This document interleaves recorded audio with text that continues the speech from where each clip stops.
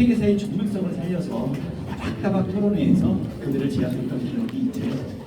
그리고 아깝게 대선에서 석패하고 난 이후에 인천 계양을에서 공개하는 비서실장, 그리고 원내대표, 그분이 당대표를 할 때는 최고위원, 그리고 두 번째 당대표를 할 때는 원내대표, 그리고 당대표 직무대행을 2번 하고 상임총괄선대위원장을 했으니까 지난 4, 5년 동안 이재명 대통령님과 함께 동고동락하면서 그가 받았던 시련과 고난을 겪어서 다 지켜온 것 같습니다.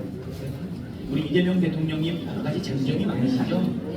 가슴 뭉클하게 만드는 연설도 있고 추진력도 있고 그리고 똑똑하시고 일도 잘하죠. 그런데 그것만으로 최고죠. 근데 그것만으로 우리 국민들이 그를 그렇게 아끼고 사랑하고 지켜줬을까? 이런 생각을 좀 많이 가져봤는데요. 제가 지난 4년 동안 그를 지켜보니까 이런 생각이 들더라고요. 우리 민족이, 아니 우리 대한국민이 얼마나 많은 시련이 있었습니까? 일제강점의 아픔을 겪었고 6.25 동란의 전쟁을 겪었고 못 배우고 가난하고 힘들었지만 많은 국민들이 희생하고 헌신해서 산업화도 이뤄내고 민주화도 이뤄내고 지금은 대한민국의 문화가 전 세계를 보려하는데 이 모든 것은 바로 위대한 우리 국민들의 그 헌신과 희생과 노력 덕분 아니었나 생각이 듭니다. 이재명이 가난해서 중학교도 못 갔었는데 이렇게까지 성장했던 것은, 그리고 검찰의 칼날이 그를 죽이기 위해서 400건에 가까운 압수수색을 하고 가덕도에서 목에 칼을 맞고 동료 의원들한테 등을 찔려서 체포동의안이 가결되는 아픔이 있었지만 그거를 이겨내가는 과정을 보면서 우리는 그의 모습을 통해서 대한민국의 그 고난과 이겨나가는, 그리고 앞으로 잘 될 거라고 하는 희망이 투영된 것 아닌가 생각됩니다. 왜 그는 윤석열과 검찰들이 그렇게 사냥하듯이 괴롭혔는데 주변의 사람들이 막 죽어나갔는데 버틸 수 있었을까? 그거를 보면서 그가 견디고 승리하기를 바라는 마음이 모아져서 결국은 이 내란을 함께 극복하고 대통령으로 세운 것 아닌가 생각합니다. 저는 최고위원이었을 때 한 가지 잘한 일이 있었습니다.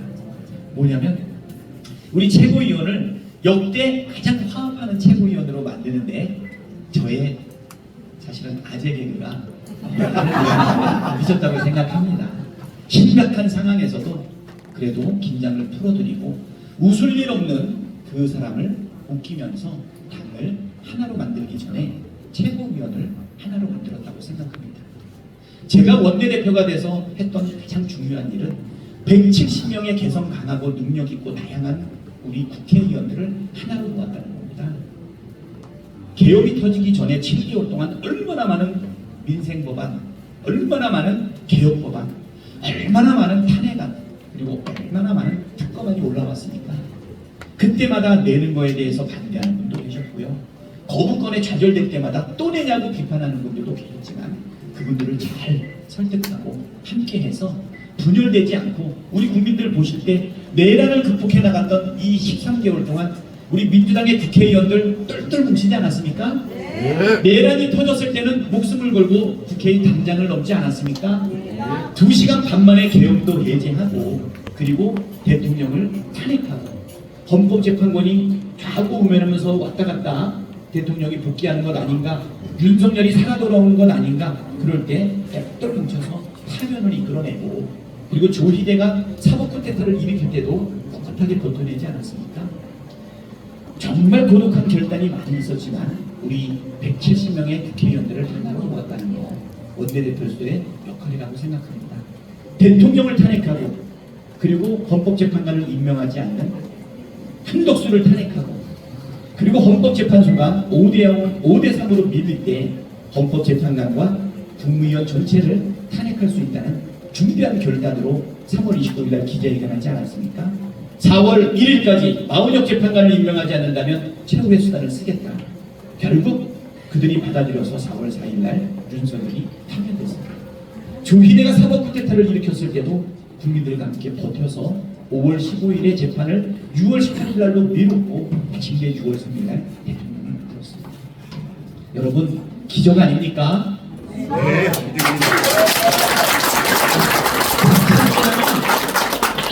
기억하는 게 12월 7일 날 연설이었던 것 같습니다. 국힘당 국회의원 108명의 이름을 한 명 한 명 불렀습니다. 네, 진짜 그들에게 눈물로 호소하지 않았습니까? 제가 외쳤을 때 우리 당의 국회의원들 다 일어나서 같이 외쳤고 광장의 시민들 다 같이 일어나서 100만 명이 함께 외쳤습니다. 하지만 그들은 돌이키지 않았고 투표는 불성립됐습니다. 12월 14일 날 또 탄핵안을 올리냐 걱정하는 분들이 많았습니다. 8명 이상 확보했냐? 요번에 200석 넘길 수 있느냐? 오리무중이었습니다. 그들의 마음을 알 수가 없었습니다.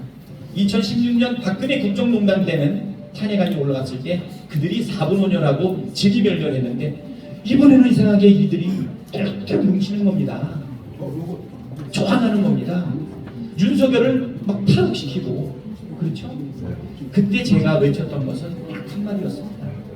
한강 작가의 말을 인용했습니다. 과거가 현재를 도울 수 있는가? 죽은 자가 삼자를 구할 수 있는가? 그렇다. 1980년 5월에 광주가 2024년 12월에 대한민국을 구했다. 계엄을 해제했다. 탄핵해야 된다. 그때 국민들이 감동을 받아서 200만 명이 여의도로 진군했습니다. 그리고 국회를 포위하고 압박했습니다.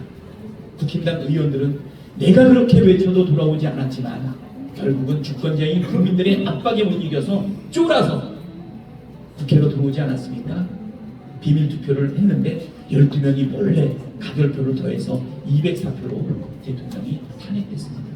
이게 우리 대한민국의 현재의 민주주의입니다. 저는 2009년 5월 전까지는 회계사만 했습니다. 20년 동안 회계사 생활을 하다가 국회의원이 됐습니다.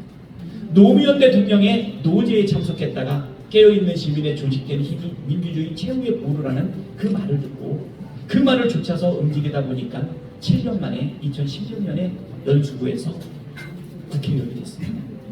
제가 국회의원이 되기 전까지 우리 인천의 연수구에는요 단 한 번도 민주당 국회의원이 당선된 적이 없었습니다. 황우여 대표가 거기서 5선을 했고요.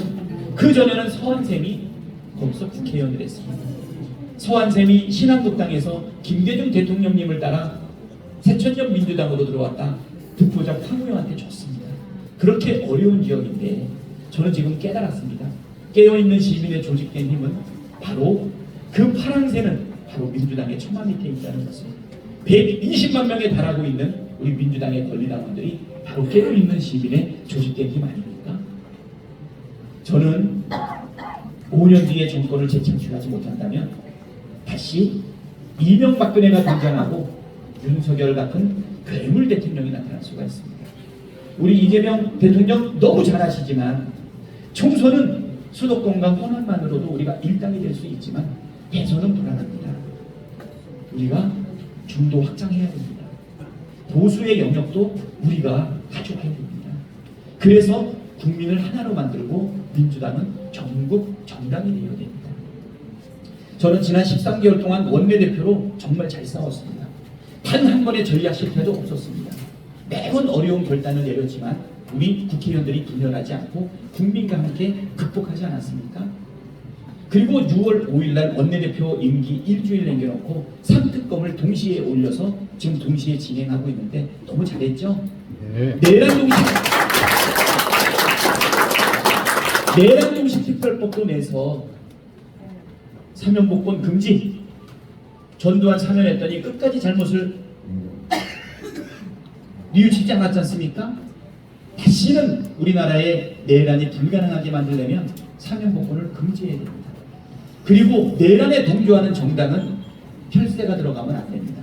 국고부를 회수해야 되겠죠? 이게 금융치료 아닙니까? 그리고 시지연과 소위대를 못 믿는데 어떻게 그 재판부에다 맡기겠습니까?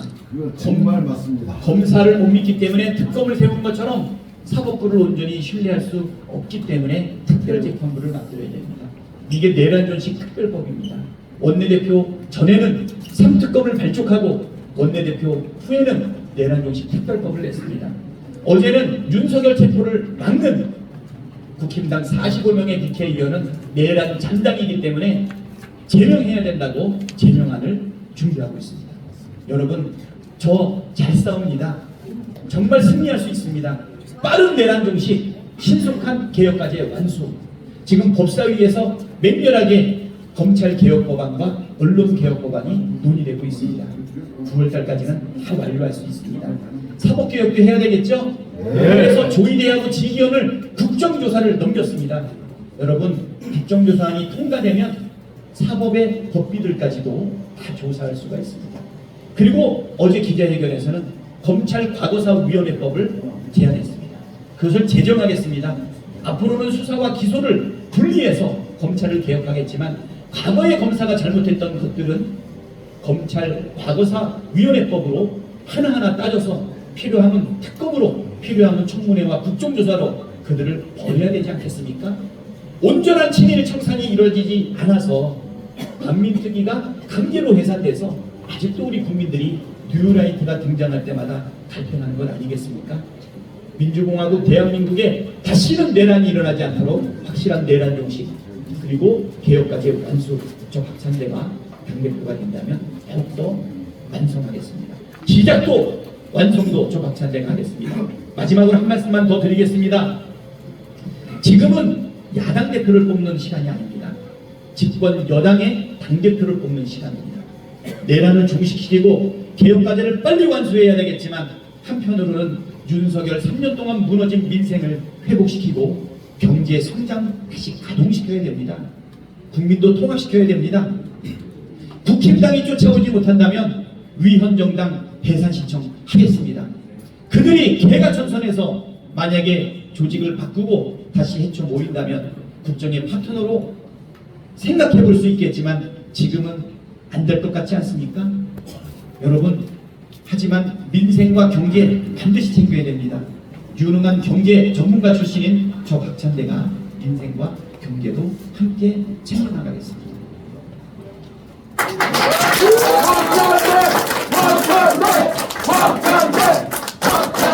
이제 문제는 하나입니다. 대선 기간을 포함해서 수년 동안 당대표를 준비했던 상대 후보에 비해서 저의 준비 시간이 너무 짧습니다. 6월 23일 날 시작했으니까 이제 한 달 정도 되지 않았습니까?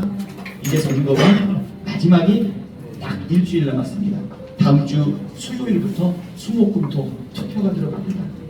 이길 수 있을까요? 네! 광주에서 시작한다면 이길 수 있겠죠? 네! 저 박찬대는 한 번도 넉넉한 싸움을 해본 적이 없습니다. 2016년 20대 때 민주당 국회의원을 단 한 번도 배출하지 못했던 황우여의 그 지역구에서 단 214표 차이로 이겼고, 그 결과로 한석 차이로 우리 당을 1당으로 만들었고, 정세균 의원님을 의장으로 세워서 국정농단했던 박근혜를 탄핵시키는 단초를 만들었던 조 박찬대.